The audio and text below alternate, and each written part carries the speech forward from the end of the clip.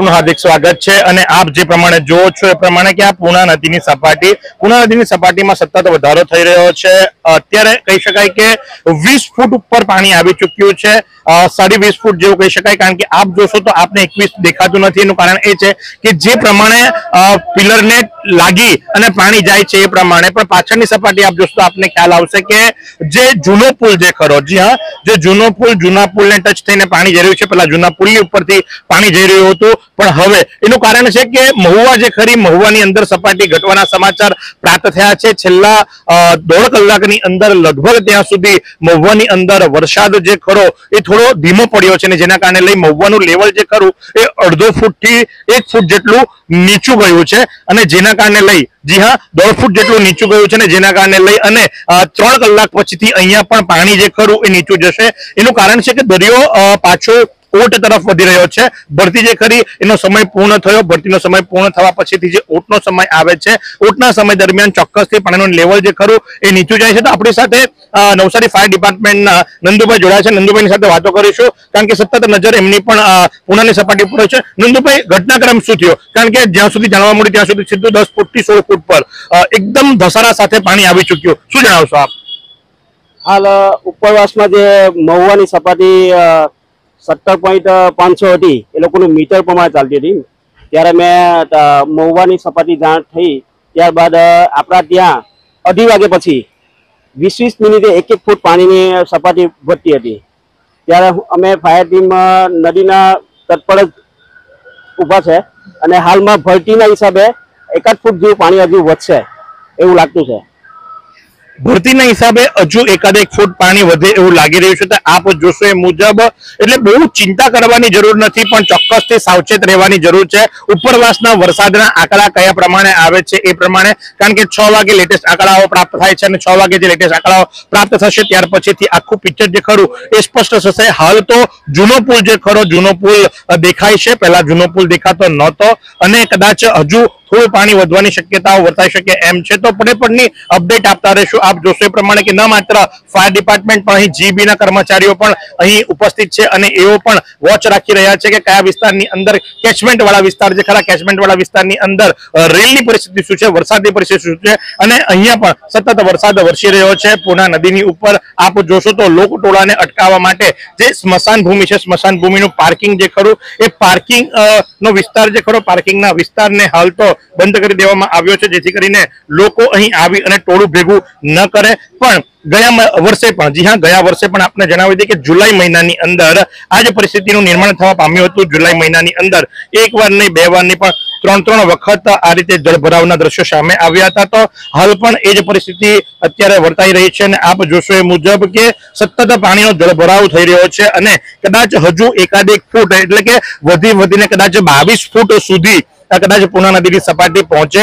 આમ આપ જોવા જાવ તો પાણીનો વેગ, પાણીનો ધસારો ખૂબ વધારે છે, ખૂબ ઝડપથી પાણી જે ખરું એ વધી રહ્યું હતું, અને દર કલાકે જે પ્રમાણે ફાયરમેન નંદુભાઈ જણાવ્યું મુજબ કે દર કલાકે 1 ફૂટ પાણીની સપાટી વધતી હતી, પણ જો કે હવે એ સપાટીની અંદર થોડો બ્રેક લાગી છે, થોડી બ્રેક લાગી છે, થોડો સમય હવે લઈ રહ્યું છે, અને જેના કારણે લઈ અને સતત જે ખરું એ હાલ હવે સપાટીની ઉપર ફાયરમેન પણ પોતાની નજર રાખીને બેઠા છે, અને ઉપરી અધિકારીઓને સતત ફોનથી ઇન્ફોર્મ કરી રહ્યા છે। તો આજ પ્રમાણે પડેપડની અપડેટ આપતા રહીશું। એક વિરામ બાદ નિહાળતા રહો નવસારી લાઈવ।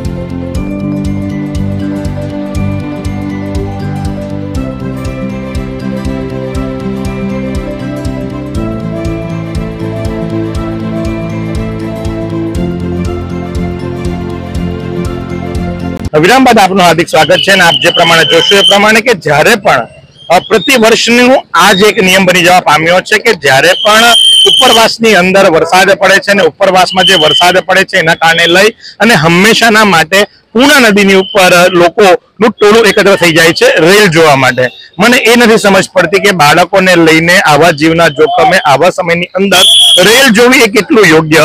એટલે આપને ખાસ એ જણાવી દઈએ કે હાલ તો રૂરલ વિસ્તારની અંદર એટલે રૂરલ પોલીસ સ્ટેશનની અંદર આ વિસ્તાર લાગે છે, માટે કરી રૂરલ પોલીસ સ્ટેશનમાંથી બંદોબસ્ત પાડવી દેવામાં આવ્યો છે, હોમગાર્ડના જવાનો મૂકી દેવામાં આવ્યા છે અને એઓ જે ખરા એ સતત પબ્લિકને અહીંથી હટાવવાની કામગીરીની અંદર લાગી ગયા છે. એનું કારણ છે કે પુલ જૂનો છે, વર્ષો જૂનો પુલ છે, રેલિંગ ઘણી જૂની છે, લોકો એની ઉપરથી ટીંગાઈ અને જોવાની કોશિશ કરે છે. તો તમે વિચાર કરો કે કેટલી ઘોર બેદરકારી અને જેના કારણે લઈ અને કદાચ કોઈનો જીવ જાય તો પાછું એનો દોષનો ટોપલો પણ માત્ર અને માત્ર પ્રશાસનની ઉપર. એટલે મૂળ કહેવાનો ભાવ છે પ્રશાસન હાલ પોતાની કામગીરી ભજવી રહ્યું છે.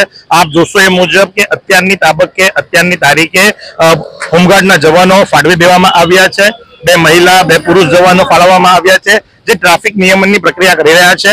કારણ કે ન માત્ર જોવા માટે લોકટોળું ભેગું થાય છે પણ જોવાની સાથે સાથે જો વાત કરીએ તો એ લોકો ગાડીઓ ઊભી રાખે છે અને જેના કારણે લઈ અને ટ્રાફિક જામના પણ દ્રશ્યો દેખાય છે. પણ રાહતનો શ્વાસ લઈ શકાય. જી હા, હાલના તબક્કે જે અત્યારની પરિસ્થિતિ છે, સાંજે 6 વાગ્યાની પરિસ્થિતિ, એ 6 વાગ્યાની પરિસ્થિતિ પ્રમાણે આપણે હાલ રાહતનો શ્વાસ લઈ શકીએ એવું લાગી રહ્યું છે. કારણ કે ઉપરવાસની અંદર જે મહુવાની પૂર્ણા નદીની સપાટી જે ખરી એ મીટરમાં ચાલે છે અને ત્યાં 1.5 ફૂટ જેટલું પાણીનું લેવલ ઘટ્યું છે. પાણી ચડતી વખતે ખૂબ સ્પીડમાં ચડે છે, ઉતરતી વખતે ધીમું ધીમું ઉતરે છે. એ કુદરતનો નિયમ છે અને હવે ભરતીનો સમય પણ પૂર્ણ થવાને આરે આવશે, ઓટ આવશે. એટલે ઓટ આવતાની સાથે એ પાણી પણ ઝડપથી લેવાની શરૂઆત થઈ જશે. એટલે લોકોએ સાવચેત રહેવાની જરૂર છે, ગભરાવાની જરૂર નથી, પેનિક થવાની જરૂર નથી. ચોક્કસથી સાવચેત રહેજો, સાવચેત રહેશો ફાયદામાં રહેશો. હાલની પરિસ્થિતિ પ્રમાણે આપ જુઓ છો એ મુજબ કે પાણી જે ખરા એ વધ્યા છે, વધીને કદાચ 21-21.5 ફૂટ જવાની શક્યતા હાલ આપણને જાણવા મળી છે. અને આપ જોશો એ મુજબ કે કેટલો ટ્રાફિક. જી હા, લોકોને કેવી મોજ, ઉભા નથી રહેવા દેતા. તો આ બાજુથી આપ છેડા પરથી પેલા છેડા પર જાય છે, ત્યાં સુધી મોબાઈલ ચાલુ રાખે છે, વિડીયો બનાવે છે, ફેસબુક પર અથવા તો પોતાના સ્નેપચેટ પર અથવા તો સ્ટોરીઝ પર અપલોડ કરશે અને મિત્રો સાથે વાહવાઈ મેળવશે. પણ આ વાહવાઈ મેળવવાનો સમય નથી, સાવચેત રહેવાનો સમય છે. ખોટું ટ્રાફિક કરવાની કોઈ જરૂર નથી. આપ જોશો એ મુજબ કે સતત પાણીનો ધમધમતો પ્રવાહ અને એ પ્રવાહની વચ્ચે લોકો જે ખરા એ હાલ આંટો મારવા માટે નીકળ્યા છે. તો પડે અપડેટ આપશું. હાલ પણ પાણી 21 ફૂટ 20.5 ફૂટ આજુબાજુ જ ચાલી રહ્યું છે.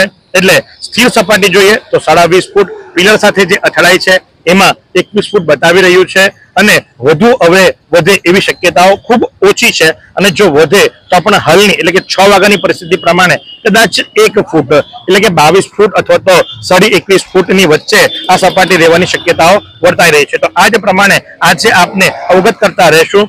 જોડાયેલા રહેશો નવસારી લાઈવની સાથે.